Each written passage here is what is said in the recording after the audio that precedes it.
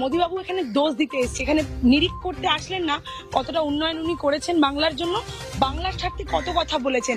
উনি উত্তর দিলেন 100 দিনের টাকা কেন বন্ধ, দেখাতে তো পারেনি দুর্নীতি, বরঞ্চ রিওয়ার্ডেড হয়েছে যে 100 দিনের সব টাকা আমরা প্রপারলি খরচ করেছে পশ্চিমবঙ্গ সরকার, এবং ওনারাই রিওয়ার্ড করে দেখিয়েছেন যে আমরা কত ভালো কাজ করেছি 100 দিনে, তারপরেও টাকা বন্ধ করেছে। বা আমাদের আবাস যোজনার টাকা বন্ধ, কেন বাংলার মানুষকে বঞ্চিত করা হচ্ছে? মোদিবাবুর কাছে জবাব আছে না, উনি জবাব দেন। উনি শুধু বলতে আসেন, বলেন চলে যান, ওনার বলাটাই কাজ, কারণ উনি কাজ করতে আসেন। তিনি বলছেন বাংলার মানুষ ভিক্ষা চায় না। আরে বাবা, ভিক্ষা কে দিচ্ছে? আমাদের ট্যাক্সের টাকা আমাদের দেবে, সেটাও তো সমস্যা।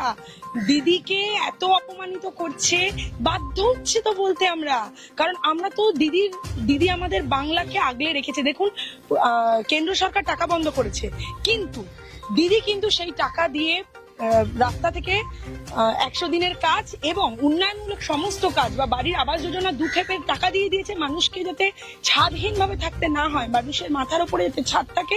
মুখ্যমন্ত্রী মমতা বন্দ্যোপাধ্যায় তার জন্য সর্বোচ্চকরণে আছে। মোদিবাবু তো সমগ্র দেশের পিএম নয়, উনি গুজ্জু ভাইদের 2-4 জনের পিএম, যে একজন বিক্রি করবে আর একজন কিনবে, এই করতে ওনারা আসেন পশ্চিমবঙ্গে।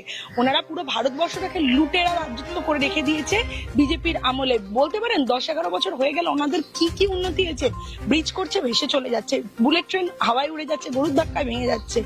সেদিন আমরা দিল্লি এয়ারপোর্টে দেখলাম না, এয়ারপোর্ট ভেঙে জল পড়ছে। সিঙ্গাপুরের একটা ডেমো দিচ্ছেন তো ওনারা। আর কি কি ওনাদের নামে বলতে শুরু করলে শেষ হবে না।